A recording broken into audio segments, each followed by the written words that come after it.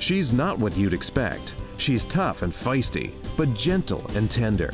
She makes millions and gives millions to the poor. She cries, she laughs, she teaches, she comforts. This is the DANI JOHNSON Show. Hi, welcome to the DANI JOHNSON Show. Thanks so much for joining us today. Welcome to my kitchen. We've had a lot of requests for learning how to make bread. Actually, not just bread, but like a very special traditional bread that is made on every Friday, which right now it is Friday, and it's Friday afternoon, and we are preparing for our Shabbat, which is our day of rest. And it's something that our family loves. We enjoy this time of getting together. We celebrate it with an amazing meal and then challah. Yes, this 3 braided bread, this like super fluffy. I have a friend in Israel actually who says it's more like a cake versus a bread. I don't know if I believe that, but I can tell you that my friend says it's the best challah he's ever had in his entire life. But he said his wife can't hear that. Anyway, so I'm going to show you how to make it, and we're going to talk about the importance of having a day to rest, a time to unplug from your email, from your phone, from text messaging, from Instagram, from Facebook, from television, to just have like a time where you're kind of making room inside of your soul to just chill out, to slow way down, because our bodies were made to work 6 days and to rest 1. And so the way we kick off our day of rest is usually with a big party. Tonight we have about 12, 13 people. It's usually somewhere around 18, 19, 20 every Friday night here at our house. In fact, I have dinner cooking. I started cooking really early, and I'll give you a little peek of it.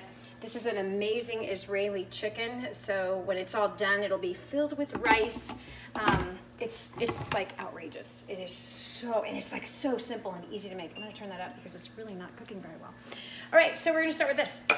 So I have 6 cups of flour, and I just use a basic non-bleached flour. We also are going to have a 1/2 cup of just canola oil. We're going to have 1/4 cup of sugar. We're going to have 3 eggs, 2 that goes inside of the dough, and we're also going to have 1 tablespoon of kosher salt. And then, of course, we're going to have, which I didn't get here, we're going to have our good old faithful yeast. Hard to make a good fluffy bread without yeast. All right, so the first thing that you have to do is you need to heat up some water, 2 cups of water, and I don't have a microwave. I don't believe in them. I don't like them. We could have a whole discussion on microwaves. We really could. Anyway, so we're gonna do 2 cups of water. And I use filtered water for everything, just so you know. I don't. Ugh. The thought of pool water in my bread is yucca. Because that pretty much, I don't know if you know this, but your water at home that comes out of your faucet, unless of course you're on a well, and we're not on a well, but your water, the municipally treated water has more chemicals in it than your swimming pool. And it actually, if you were to do an orthotoladine test on your tap water, it would not be safe to swim in, and yet your kids are drinking it out of the faucet. What I mean by not safe to swim in, do you know what I mean, right? Okay, anyway, I won't bother. Anyway, oops. That's awesome. Okay, so I'm gonna heat up my water. Heats up really fast, by the way. You'd be amazed how fast things heat up on the stove. You actually don't even need a microwave. Oops, see, it's almost getting warm. Hasn't even been a minute yet. So I'm just gonna get it warm enough. I don't know how to tell you if it's warm enough. I wish I did. I'd have no idea. But it's supposed to be warm. It's not supposed to be cold, and it can't be too hot. If it's too hot, then it ruins your yeast. And then if it's too cold, it will not help it rise. Oh, by the way, so my oven is set, my lower oven here is set at 200 degrees. I'm gonna turn it off now because it's nice and warm in there, because that's what I use to make it rise. So this is literally almost ready. Yeah, my microwave used to be right here. I took it out because my kids wouldn't stop using it. So I got rid of it. We have a toaster oven. Toaster ovens are awesome. They heat things up pretty fast also. It literally, like, you know, it might take 1 more minute to heat up water. It might take 1 more minute to melt butter, you know.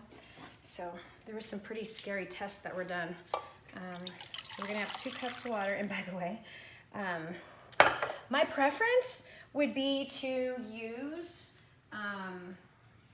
my mixer, my stand-up mixer, but guess what happened? I broke it.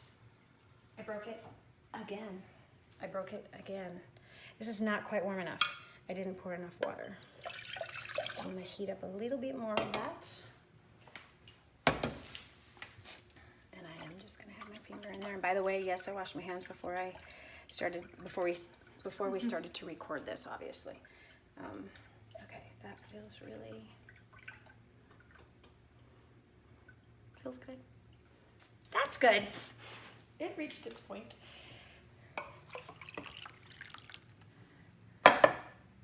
Yeah, that's perfect.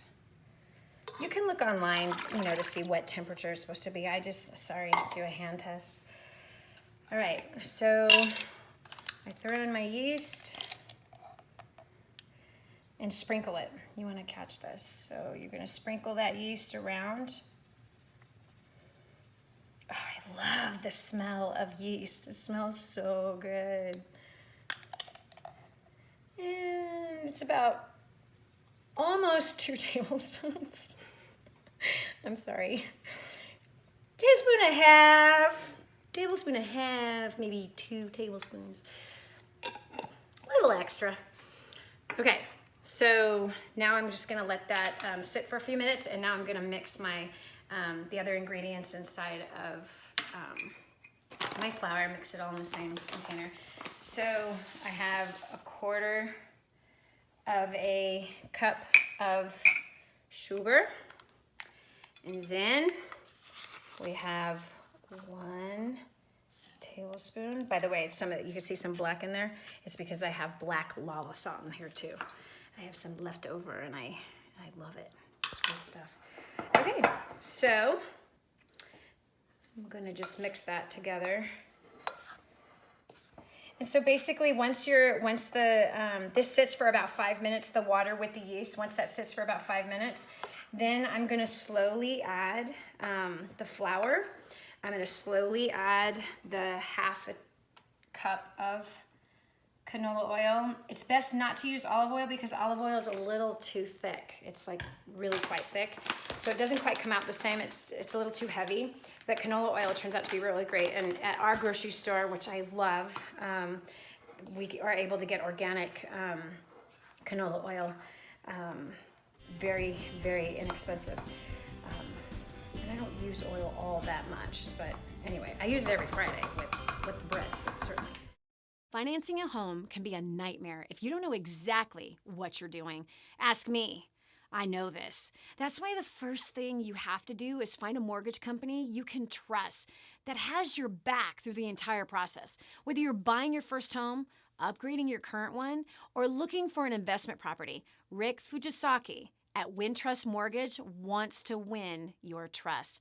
Rick understands the mortgage industry, and he can take all the stress out of financing a home for you. His easy-to-use worksheets will help you calculate the mortgage you can afford. And he has a unique tool designed to help you find and set aside money for your down payment. And when you work with Rick, who, by the way, I love, a portion goes to caring for the poor through King's Ransom Foundation. So visit loanmortgageguys.com and start building your dream today. Again, contact Rick at loanmortgageguys.com. Have you ever wondered if your investments are making enough money for retirement? What if you could buy an investment rental property for as little as $35,000 that rents for at least $550 a month? After Aaron and Drew Hudson asked themselves this question, Hudson Real Estate Investments was formed, and now 200 transactions have been conducted. Their system helps individuals buy and hold real estate. Their definition of a great buy and hold is a property that pays you a monthly positive cash flow from day one. Hudson Real Estate Investments has a team who find properties available for immediate purchase, vet tenants, and have qualified property management in place. So if you're looking to have freedom and live your life on your own terms, grab your phone and text the word future to 484848. Get started today. Text the word future to 484848. Secure your future now. Did you know you can take the Danny Johnson Show with you wherever you go? It's never been easier to stay up to date with the latest content from Danny with the DannyJohnson.com app. Watch or listen in the car, at the gym, or on the go. Download it now from the App Store and Google Play and never miss a show again. Your family, business, and bank account will thank you. And now, back to the Danny Johnson Show. All right, so this has been ready, so it should look something like that. And then I'm just gonna kind of stir it around a little bit. And then we're gonna start adding the flour, and like I said, the stand-up mixer, I feel, makes the best one, but it broke it.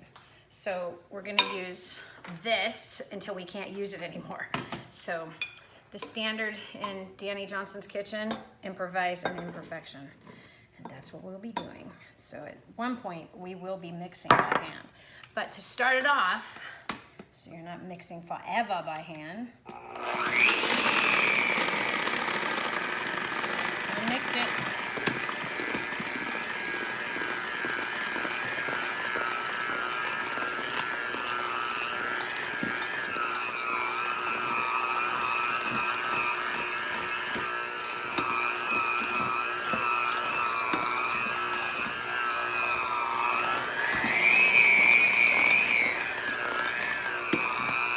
I'm not going to put this oil in because there's a little bit of liquid. And what I do with this is now I'm going to take this, I'm going to turn it upside down on my clean counter. You'll see why later. When I go to knead the bread, not knead the bread, when I go to roll it out, I don't use flour, we use oil. So I want to save that little tiny bit that, is along the edges of that container. I'm going to turn this up. It's going to be annoying.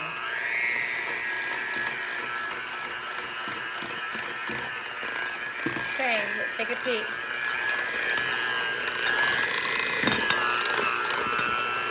All right. Now we're going to be adding more flour. I'm just going to keep adding flour until the mixer isn't going to work anymore. And so we're going to add flour, then we add the egg, the 2 eggs, and then we add the rest of the flour.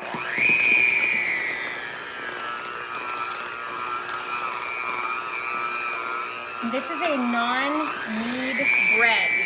We're not supposed to knead this bread, and it's a single rise bread, which is one of the reasons why I love it so much. It's so easy, right? Come on, it rises one time, and you don't knead this bread. You know what I mean? Like knead, like work the bread. Like I can't stand breads like that.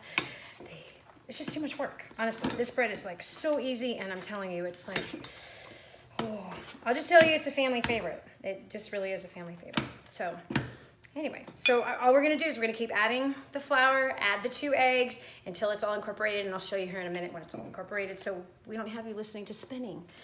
Okay, so we've mixed it as far as we can mix it with the mixer. Now we're gonna put the rest of that flour in. And because I broke my mixer, I'm gonna do it by hand, which takes a little bit of work. As you can see, it's kind of a really fluffy kind of dough. Yeah. And you don't want to overmix it. It doesn't turn out right when you overmix it. So it's going to be like kind of gooey, kind of wet, and kind of not like you would expect it to be when you're making bread. The closest bread I can think of that has this kind of consistency, as you can see, is kind of like an artesian bread. The artesian dough bread is kind of a very similar thing, which I've made that bread too. It's pretty amazing. We're a bread family, sadly. All right, so the answer to the question is yes, I've had people make this gluten-free. Obviously, it's not gonna turn out the same. It's not gonna be as good as this. I don't know what the recipe is. If you Google, I'm sure. If you Google, you know, gluten-free challah, which is spelled C-H-A-L-L-A-H,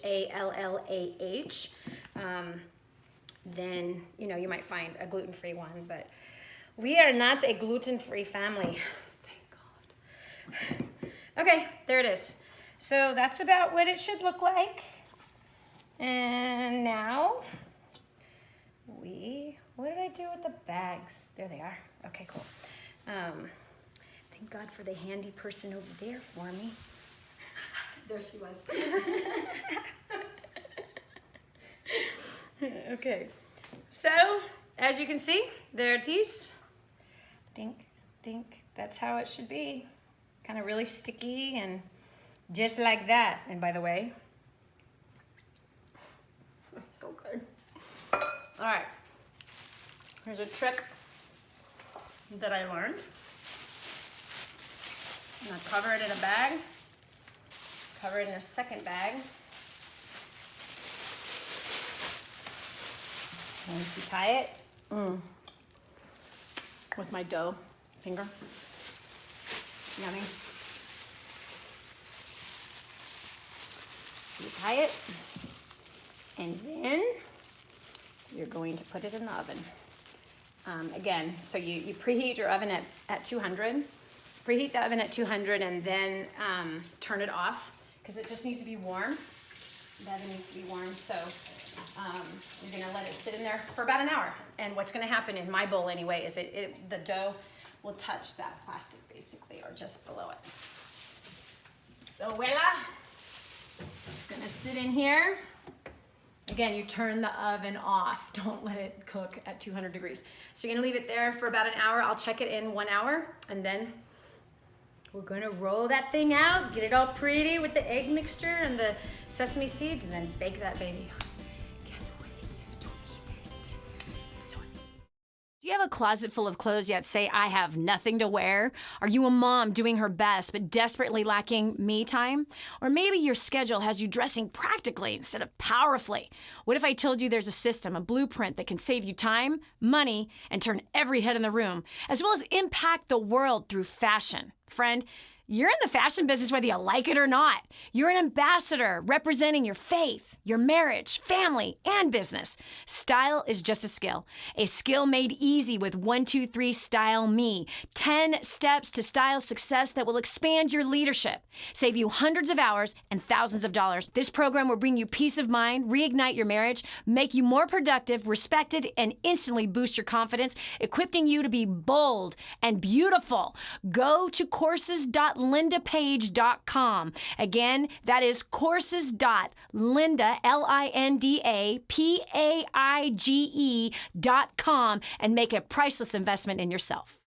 Are you confident that you're always getting a good deal? Have you been equipped with the negotiation confidence, strategies, tactics, and supporting tools you need to close world-class deals? Finally, JPA is making the exact same specialized negotiation training and secrets used by the world's largest, most successful corporations available to everyone. Proven in more than 60 countries and used by brands like Adidas, Vodafone, Pfizer, Nokia, and others, the JPA negotiation method will set you up to save money and time while significantly increasing your profits. It doesn't matter if you're buying or selling real estate, closing contracts with suppliers, or selling products and services to individuals or organizations. Using their simple step-by-step negotiation preparation checklist, you'll be ready to confidently slug it out toe-to-toe with the toughest professional negotiators. It's time for you to stop leaving money and opportunity on the table. Go to bizneg.com/events to register now. Again, that's bizneg.com/events. Get registered today.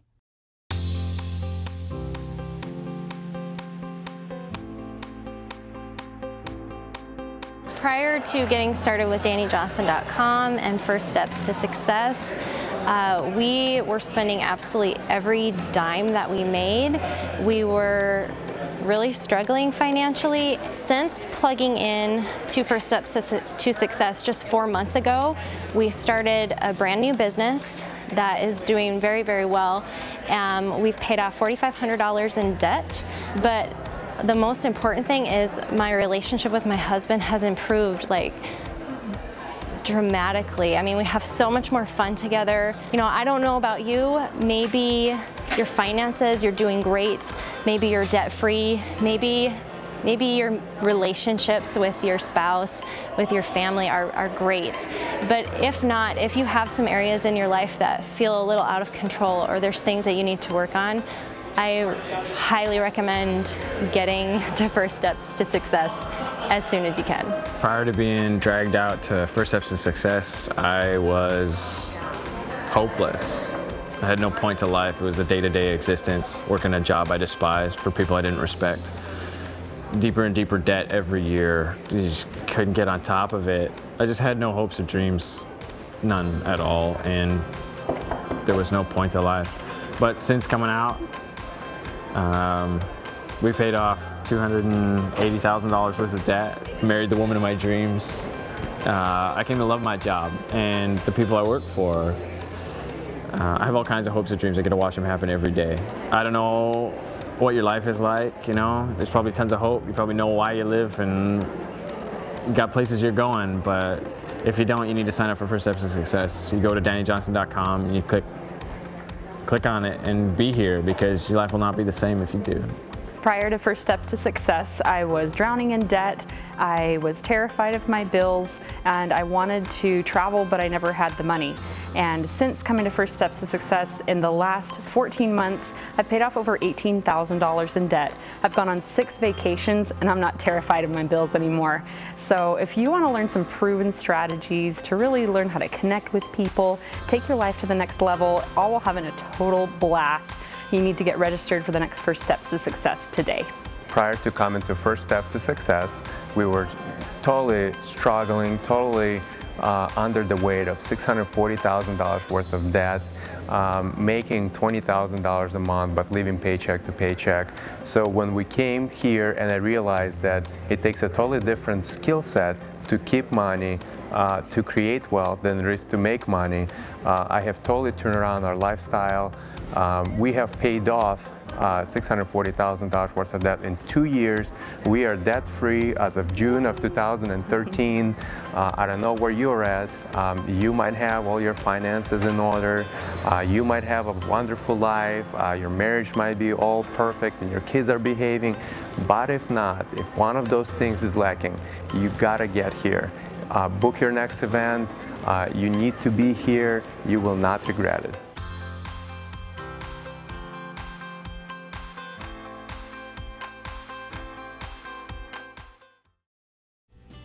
What multimillionaire do you know that volunteers their time to help ordinary people like you and me? There's only one. This is the Dani Johnson Show. So we've pulled the bread out of the oven. It took a little bit more than an hour. And now you're gonna set your oven at 400 degrees. Bam. And here, I'm just gonna take it out of this plastic.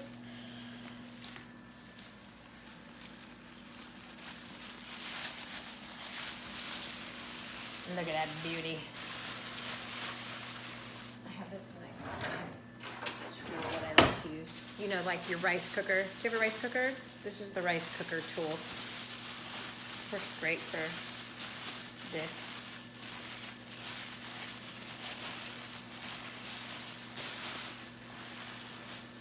Oh, yes. So good. So good. So good. Okay. So now, you take a little bit of oil, put it on your clean counter. Remember, I turned this upside down, got a little bit of oil drainage there. So you don't use flour to roll it. You also want to have your cookie sheet oiled. And then, I'm gonna put that there for now. Let me scoop this baby out.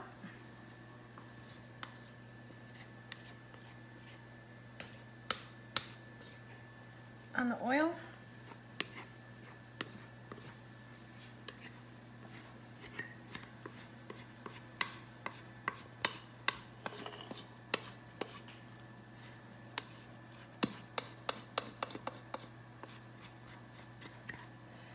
Come on.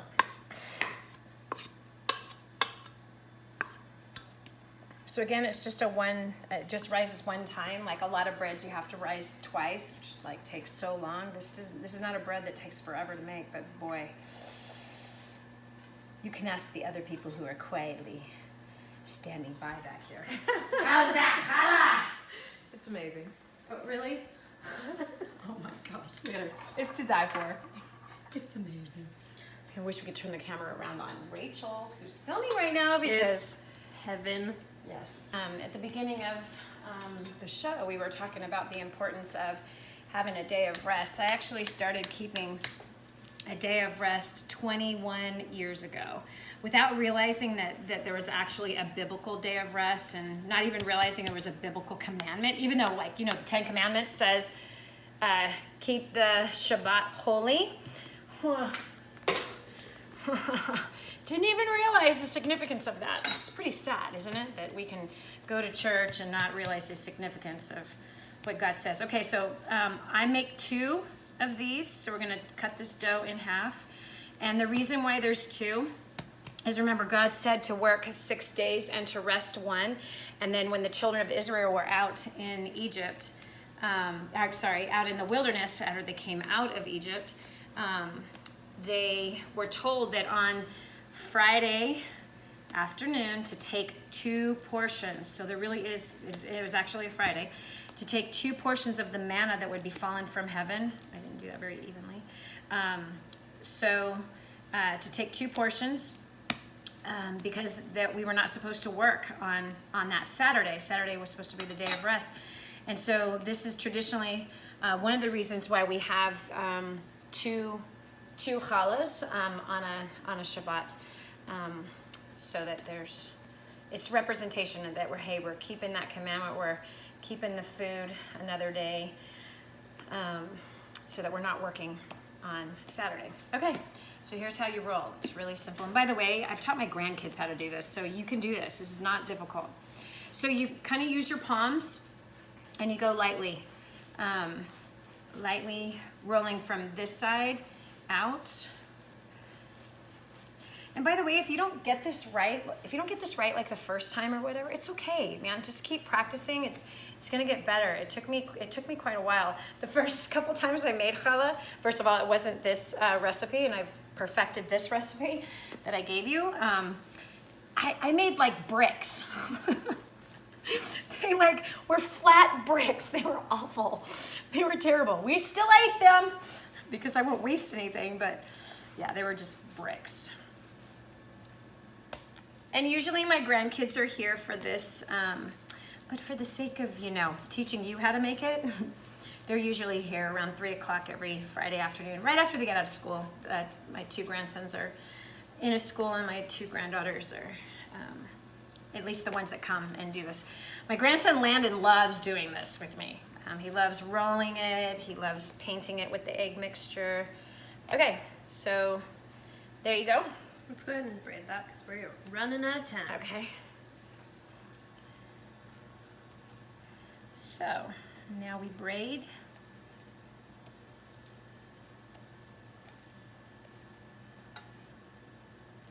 And it's usually my grandkids that are doing the braiding. I don't even do the braiding anymore. So there we go. Now move it over here. Voila, I have a little bit of sugar in a bowl, and I'm putting a little bit of honey.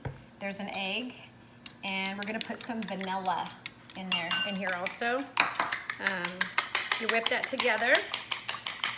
And tonight we're only having 12 people for dinner, so I'm not making my normal huge, I usually make 2 huge challahs.